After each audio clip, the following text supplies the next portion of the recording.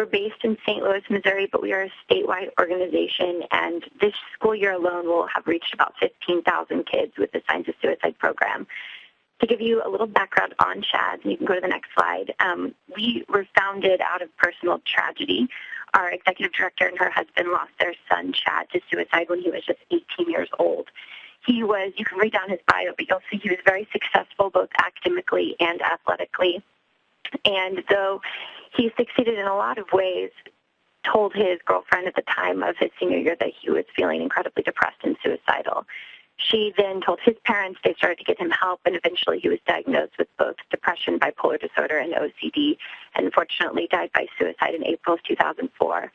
About 6 months later, his parents started CHADS Coalition, we go to the next slide, to basically raise awareness and to kind of start this conversation with students about mental health, about depression, about suicide.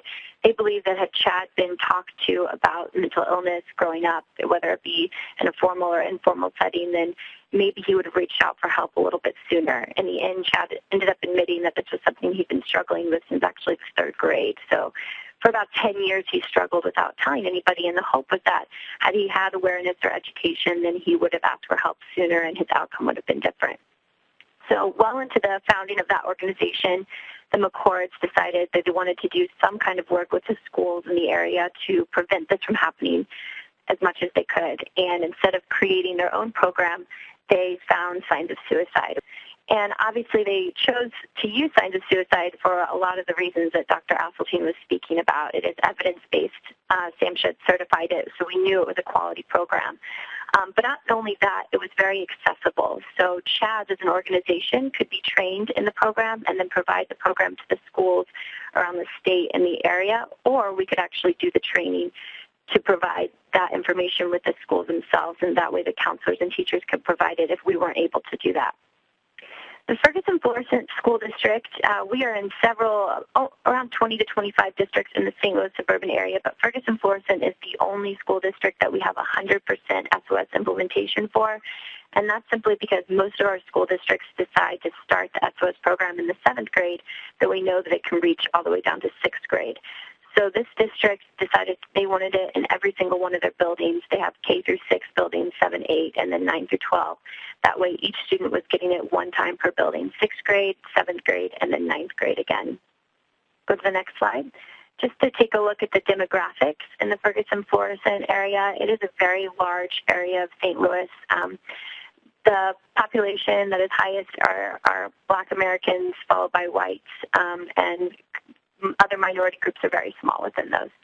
First of all, we were funded by a county government fund called the Children's Service Fund, which basically enabled us to provide all the services in the St. Louis County cost-free to us and to them. And it was actually on the taxpayers' dollars. So that helped us to get buy-in from the districts because obviously price is always an issue. Not SOS is an affordable program, but sometimes, especially in these controversial topics, schools will find reasons or find ways to be nervous about implementing this program. So we wanted to eliminate that first, and therefore we were able to provide the curriculum and the training cost-free, which really helped with the district buy-in. I am the school outreach project manager, so my job essentially is to network CHADS into the districts, sit down, talk to the administrators, and figure out how to best work within their district. So that's what I did to begin with. I started, as you can see through the flow chart, with the district administration, talking to their superintendent, talking to people that were in charge of the counseling departments, and then from there, they passed me along to each of the schools. Once you have that district administration behind you, it becomes a lot easier to kind of filter down through each building. The principals then get bought in, and then they filter it to the counselors who then connect with the teachers. So basically, this district decided to require the implementation. It came from the central office to each school that was coordinating, saying that they had to schedule it with me. And then they required them to then notify the district once they'd actually scheduled the presentations to make sure they were actually occurring. We had a really great team of people in the administration working with us to ensure that the presentations were set up, which was really helpful in making sure that each of these students were receiving the SOS program. The last thing you see there is the end of the year meeting, and that's very helpful. We basically decided to do this with all of our districts just to kind of be able to nurture that relationship with them as well as ensure that we were providing the best services possible. We are done implementing the program in the entire district for this year.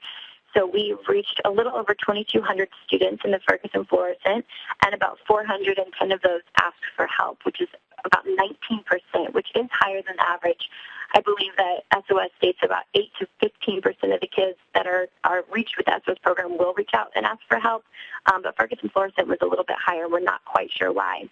The reported outcomes in terms of the improved participant knowledge and attitudes was taken from the 2010-2011 school year. We haven't compiled our data for this year yet. But basically, we have a 5-question survey to gauge how much the students are learning. We focus on how many of them understand how to use that ACT technique, that acknowledge, care, and tell.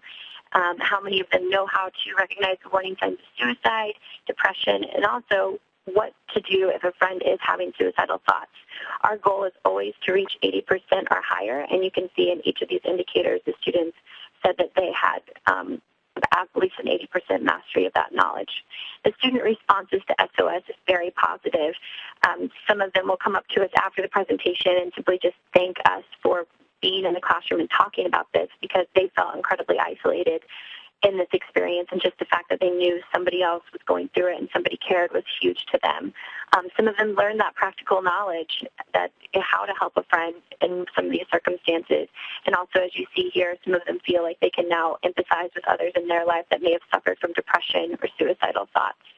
First of all, something that we really are up against in many of the districts and schools is this idea that it's dangerous to discuss suicide. So time and time again I hear, well, if you talk about it, isn't it going to put it in their mind?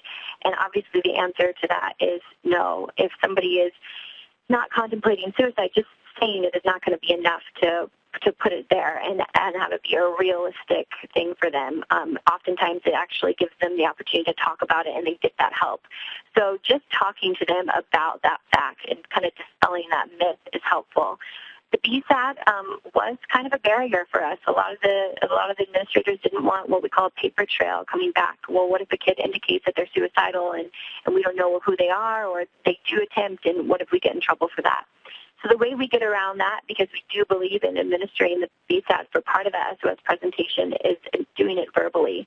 So our presenters actually read the 7 questions, ask the students to self-score in their head how many yeses versus how many no's, and then read the scoring guide to them, telling them if they reached 4 to 7 yeses or answered either question about suicide as a yes, then it would be well advised to reach out and speak with someone.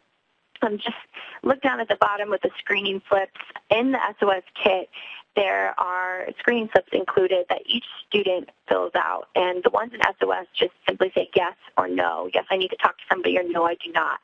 Because we're in so many schools, we get a lot of feedback from our counselors, our teachers, and our administration. And one administrator really suggested that we find a way to prioritize these kids a little bit better. The counselors sometimes would get 50 to 60 responses if we were in a school all day doing multiple classrooms at a time, and they didn't know who was suicidal, who was just a little stressed out, and maybe who just wanted to talk about something regarding a different mental health concern.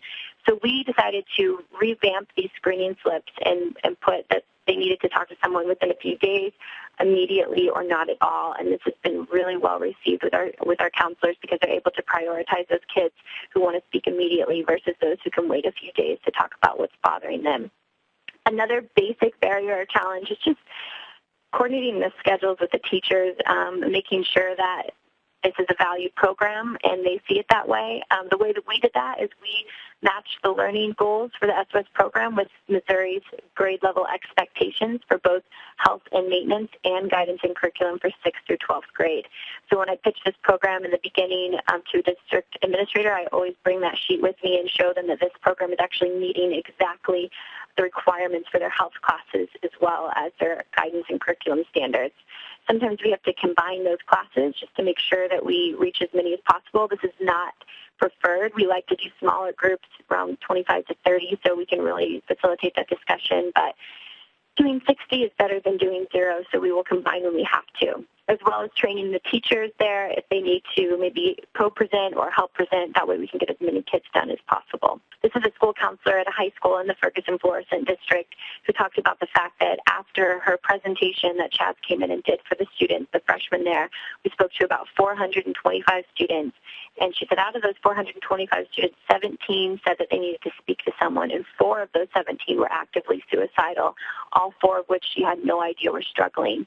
And so this quote right here is just talking about the fact that had signs of suicide not come into that program, she probably wouldn't have known that those kids were struggling and wouldn't have been able to get them to the help that she still is giving them to this day.